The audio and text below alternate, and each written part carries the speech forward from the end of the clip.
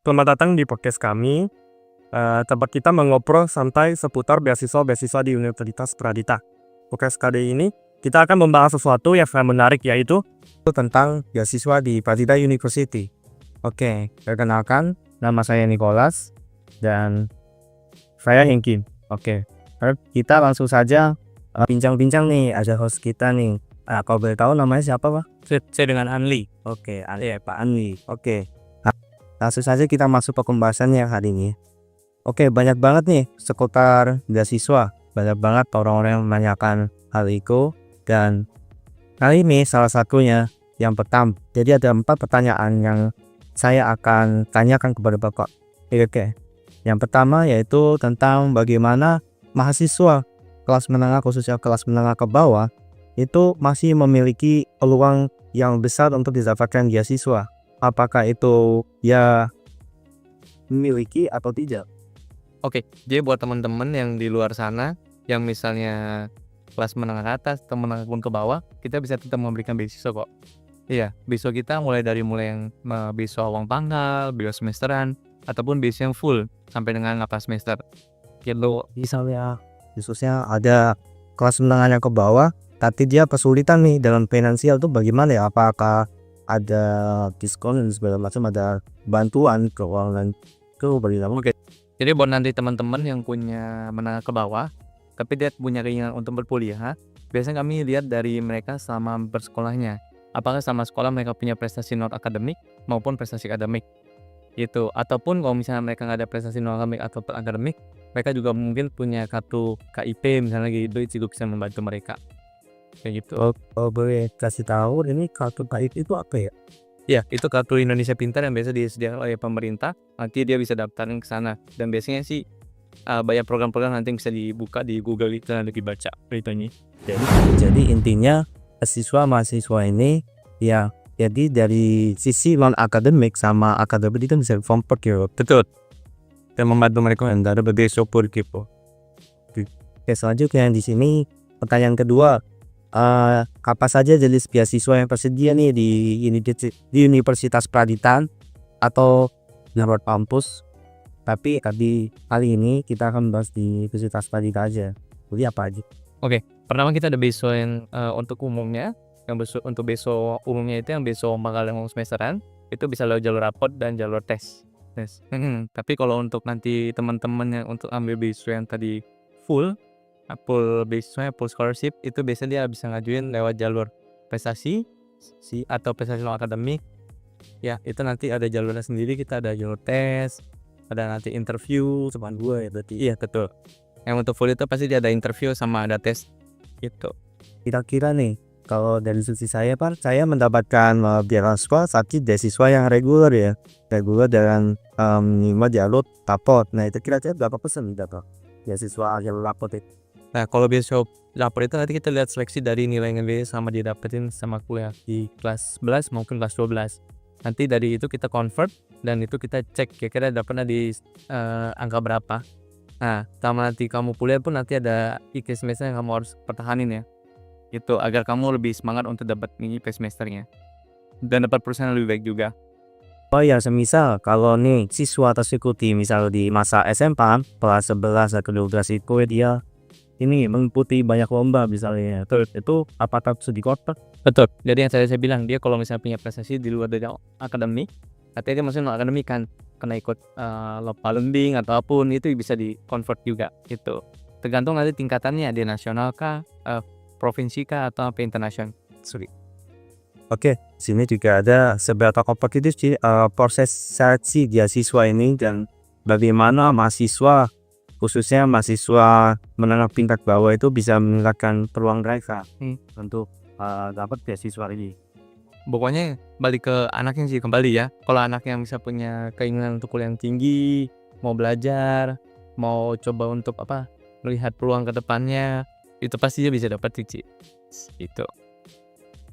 Pertanyaan dari saya itu, bagaimana sih proses pendaftaran beasiswa di Universitas Pradita? Oke. Nah, prosesnya pertama dia pasti harus ngisi formulir, atau dia bisa datang dulu ke Pradita, dia tanya-tanya tentang program beasiswa yang cocok dengan dia, lalu nanti mengisi formulir. Setelah dia isi formulir, nanti kita masuk ke sistem. Lalu misalnya nanti udah ketahuan dia mau jalurnya apa, dia nanti tinggal membayar formulir pendaftarannya. Sampai formulir pendaftaran nanti ada berkas-berkas yang harus mereka siapkan. Nah, balik nanti ke mereka, dia udah beasiswa penuh kah atau beasiswa yang tadi uang pangkal itu. Nah, setiap beasiswa berbeda persyaratannya. Nah, setelah dia udah ngumpul persyaratan, nanti kita bisa lihat jalurnya. Ikutin tes kah, atau ikutin jalur raport kah, atau misalnya beasiswa full pasti harus dia ikutin namanya jalur interview, jalur tes, dan juga nanti juga ada interview banyak lainnya gitu ya. Dari situ baru nanti setelah penerimaan keluar, baru nanti dia bisa ketahuan keterima atau tidak terimanya di Perika. Jadi harus langsung seperti dulu ya. Betul lah. Kalau misalnya mau tes, kalau rapot gimana? Apakah lewat Kalau raport tidak lewat interview, tapi itu hanya untuk beasiswa yang tidak full ya kalau raport ya. Tapi kalau misalnya yang full dia tetap harus interview. Karena kita tahu dia kira-kira cocok di jurusan gini ya. Iya. Kira-kira beasiswanya sesuai nggak? Jangan sampai nanti dia ambil jurusan yang karena full dia coba-coba aja gitu. Jadi nanti tidak tepat sasaran. Kalau untuk khususnya di Universitas Pradita ini pasti ada konsultasi jurusan ya, yang secara spesifik untuk mengetahui bagaimana minat seorang anak atau siswa atau mahasiswa ini untuk boleh mengerti jurusan ini mau diambil dengan misalnya sesuai minat dia ya. Itu seberapa penting ya? Maksudnya apakah ada di Universitas Pradita ini? Nah, jadi nanti sebelum mereka mau daftar di Pradita, bisa kita saranin, misalnya masih di urutan jurusan. Nah, pertama dia bisa namanya tes minat bakat. Kami nyiapin tes minat bakat gratis buat mereka, biar mereka tahu minat bakat mereka kayak apa. Nah, udah dapat tes minat bakat, langsung kedua, misalnya dia udah ketahuan nih, saya tarik contoh, dia suka SI atau IT. Biasanya bingung tuh orang antara SI dan EI. Nah, biasanya kita nanti akan konsultasikan kepada dosen. Nah, biasanya juga kita setiap bulan, minggu kedua kita mau bikin imposition. Betul, dimana nanti calon mahasiswa ini dia bisa konsultasi by online. Walaupun orang dari luar kota, dalam kota dia bisa ikutin dari online semuanya. Online atau offline. Betul, tapi kalau misalnya online, nanti itu tidak terbatas waktu kan, jadi dia bisa jarak juga tidak terbatas, betul, semua kayak gitu. Bahwa kita siap buat membantu mereka nih. Ada lagi yang tanyakan? Ada satu lagi suka. Apa ada strategi atau tips agar mahasiswa kelas menengah bisa lebih mudah mendapatkan beasiswa? Nah, pokoknya dia harus pinter-pinter untuk cari informasi sebanyak-banyak mungkin. Pertama itu, terus lihat kampusnya kira-kira menyediakan atau tidak untuk tentang beasiswa full. Terus kalau udah beasiswa fullnya, dicek juga kira-kira apa persyaratannya agar dia bisa memenuhi persyaratan tersebut gitu. Kalau misalnya mereka emang benar-benar tidak bisa dapat beasiswanya tersebut, artinya mereka pasti harus ada nunda setahun pasti ya biasanya ya. Mereka ngumpulin duit dulu. Pokoknya harus tetap kuliah sih. Dimanapun mereka berada harus tetap kuliah. Apa ada kendala umum yang dihadapi mahasiswa kelas menengah saat mendaftar beasiswa? Biasanya sih karena jarak, koneksi internet, atau misalnya sih biasanya Ada kasih. betul apa dia? Betul. Kemarin sekarang ada WhatsApp segala macam kita bisa bantu sih. Iya.